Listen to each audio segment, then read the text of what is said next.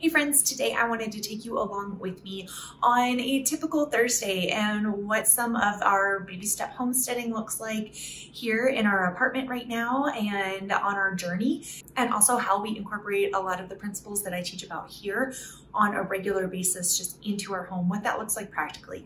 That's my favorite thing to share with you. If you are new here, welcome. My name is Amanda Willis. I empower families to wellness authentically through biblically rooted principles. And one of the things I love to share on this channel is the way that fleshes out practically in day-to-day life. So that's things like, what kind of products are we using around our home? What kind of food are we eating? Where do we source these things from? How do we prepare it? What do rhythms look like? All of those different things. And I'm very excited this year in particular because our season in apartment life, it looks like for now is ending. It's coming to a close, and I'll get to share more with you soon. We are still working through the closing on our home, and so I don't want to share all the details right now. But I'm very excited that it looks like, Lord willing, we will be moving into a little bit larger of a space, and we will have some room in a yard to do some more gardening, not just on our balcony. And also we're looking at getting some egg layers, some hens here soon. How soon, we don't know exactly yet, but you'll have to stick along for the journey, subscribe, hit the bell to get notified every time a new video goes live, and that way you can follow along with us. But for today, won't you join me in a little bit of homemaking, homesteading? We're going to be tackling some raw milk today, skimming the milk, making some yogurt, and I'm not going to do buttermilk because we've got some buttermilk still from last week, and I think this week I want to make ricotta. So I'm going to use the cream to make ricotta instead of buttermilk to make my soft cheese. So we're going to be doing some dairy making and getting some pizza doughs ready for convenience meals because margin is important, friends. All right, let's get going. Welcome to my kitchen, friends. Some of you guys have been here before, but I'm actually kind of bummed I didn't start this video earlier. You're joining me about halfway through the day. So this morning, I've already fed my sourdough starter. I'm participating in the sourdough challenge that Josh and Carolyn Thomas are running over on Homesteading Family and in their membership. I do have already an einkorn starter that is in the refrigerator. I have named her Ethel. This starter though is with a winter white wheat, and I wanted to kind of compare and have a more traditional starter as well as my einkorn one going. And so I have named her so that I remember I'm naming them based off of their the type of wheat they are. So you have Ethel, einkorn, and you've got Wilma, the white winter wheat, or winter white wheat, whichever way you say that, you know, the hard white wheat. There we go. That's what we got. So sourdough starter, all that to say, it was already fed this morning. It is growing and growing and becoming active on our counter. And I've done some basic home management things this morning as well.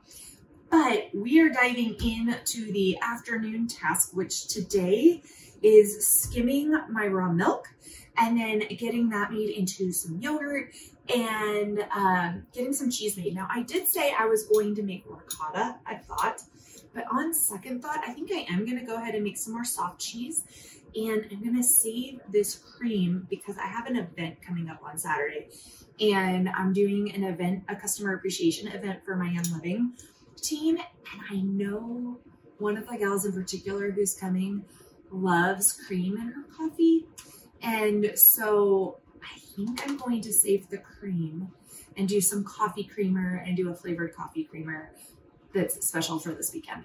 I've got my water that is boiling now on the stove to sterilize these freshly cleaned utensils.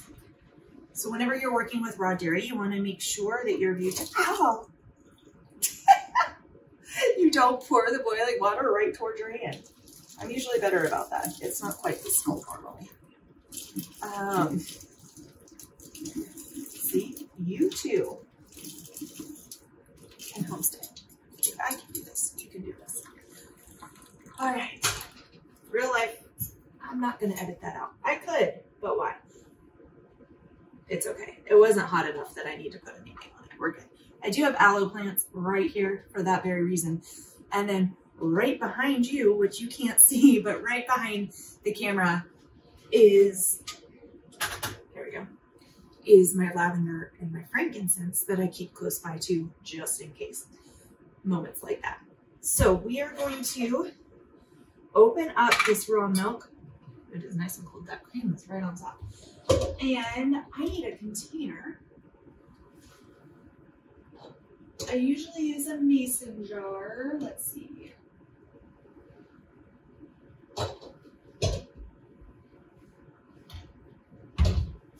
I'll be right back. I gotta grab a mason jar. Okay, I had to grab my mason jar. I had no container to put my cream in.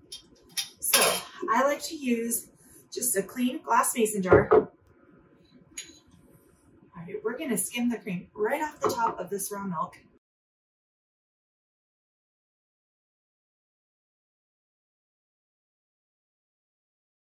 We're crazy skimmed here.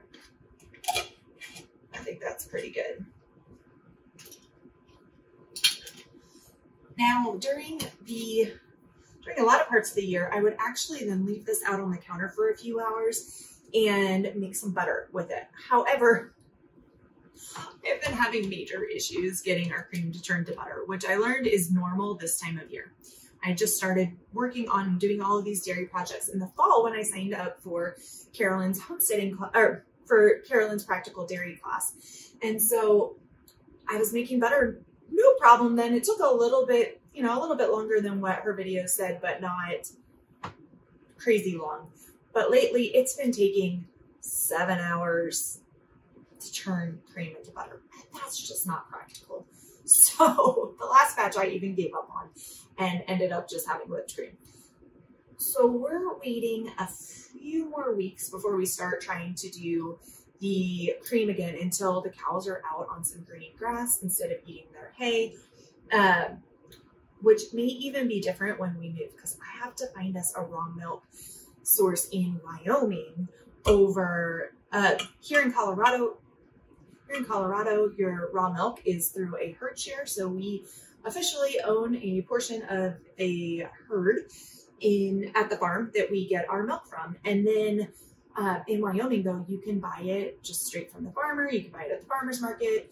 And so I got to look into that and see how we're going to be getting our milk there, because making homemade dairy, one, is actually really easy, and two, is a huge blessing. You get all of the richness of the fresh dairy, a lot of the raw things, even though sometimes we are pasteurizing the milk for making cheese and things. But you're getting those cultures, you're getting the cultured dairy and the probiotics and the enzymes and the dairy that's free from all the garbage that the conventional dairy get from your local milk. All right. Cream.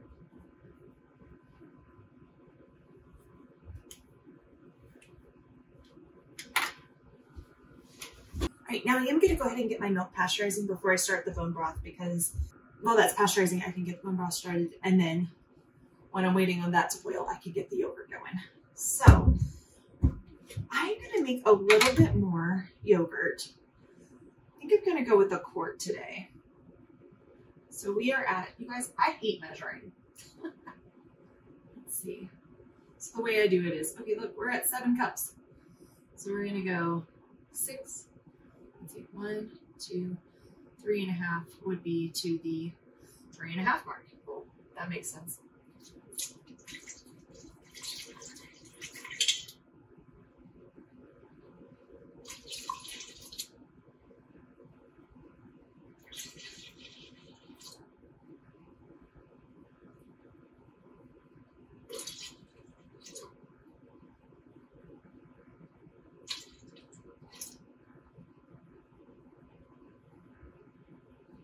Should be about right.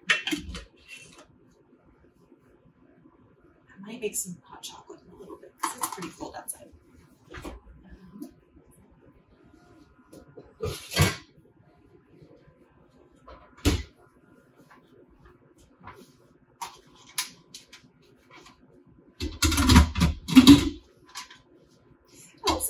Instapot lid on correctly. Make sure that's on venting. All right.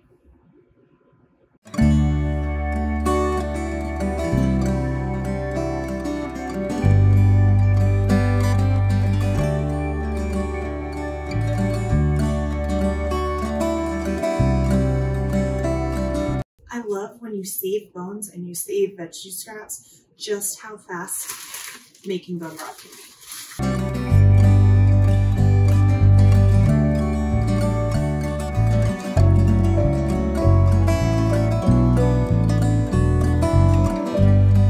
Honestly, the part that takes the longest is filling it up with enough water.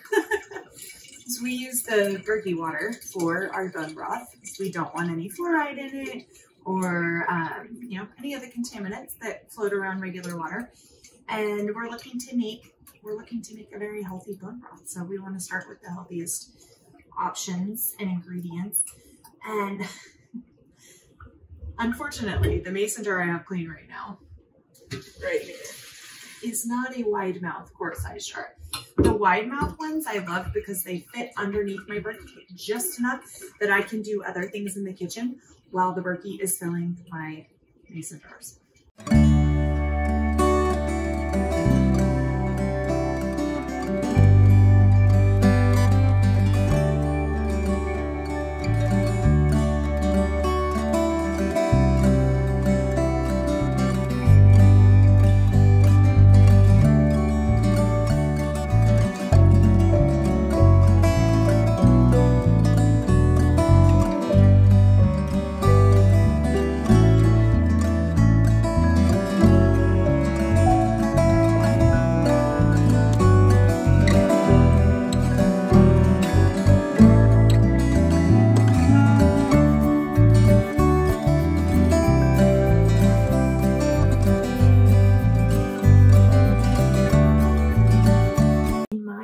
Dream world.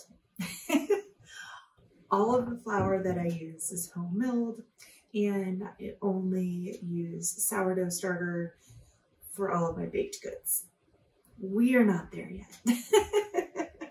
And really, really ideally, everything would be sour leavened or at the very least sprouted. But because of our space limitations, I literally have nowhere for a dehydrator. And the oven works all right, but it takes a very long time. And then you have to be able to sacrifice using your oven for about 3 days if you're dehydrating wheat berries, because it takes a while for those to get going. You can hear the bone broth now behind me, probably. But so right now, that's just not the reality. And you know what? That's okay. Baking from scratch and making food from scratch, even if it's not in your ideal way, is better than not.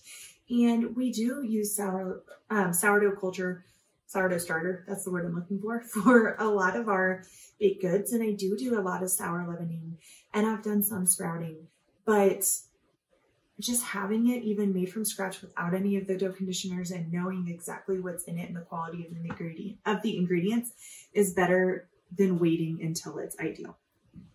So today I am whipping up a triple batch of pizza dough, and I'm going to actually end up freezing all 3 of these pizzas. What I do is after I get the pizza dough together, then I go ahead and put my toppings on them and everything, and I par freeze them on a, what's it called? Silpat in the freezer. And then once they're frozen enough that it's not wobbly, then I wrap it in plastic wrap, and I have my own homemade frozen pizzas for convenience meals. So I'm going to go ahead and get some of those going today. I'm using just regular whole wheat flour. Now this is a hard red wheat, and it's from Azure Standard. It is organic, and I believe Azure grinds it. So it's not as ideal as freshly ground, but like I said, it's still going to be 100% whole wheat and made from scratch. So we're good.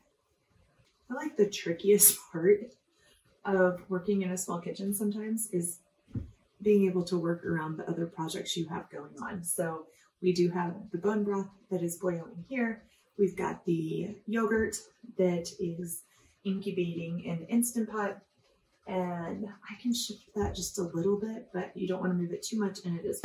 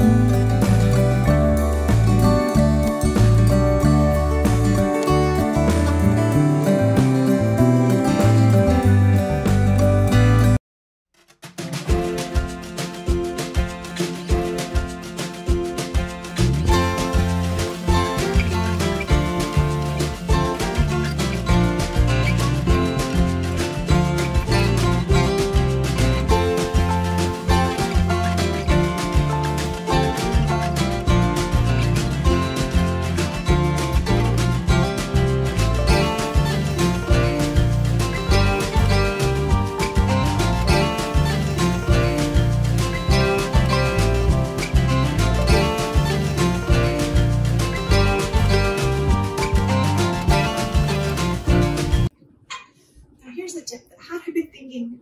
I don't usually do bake day and dairy day on the same day. And my bake days this week were a little bit split up with the upcoming move and purchase of a house. So things have just gotten shuffled the last couple weeks because it's all been kind of fast, which is awesome. More excited, but it's meant a little bit of shuffling of routines. So if you happen to make cheese and you're baking bread or pizza dough or something on the same day, you can use whey, and I actually was going to use whey, I forgot, instead of water as the base for your yeast to grow in. And what you could do, so that you don't have to use another pot to heat up the whey, is make your cheese first, drain the cheese, then use that whey to get your bread started.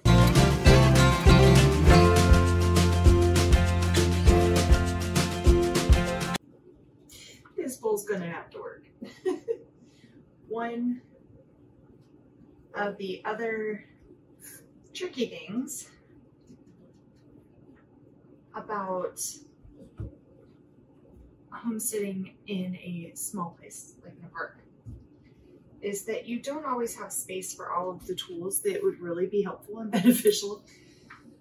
For me, I would love at least one more bowl this size.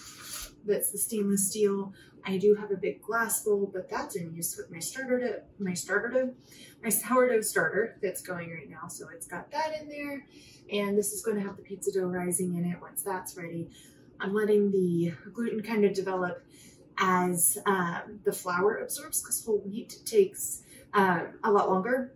Whole wheat takes a lot longer to absorb water, and so if you don't give it time to rest in between, you can end up with really, really dense breads and really dry breads. So, and pizza doughs as well. So we're gonna let that go, which works out nicely. Let me not chat too much. My milk scald here. As I've been heating my milk on the stove for cheese. Now, I prepared my cheesecloth.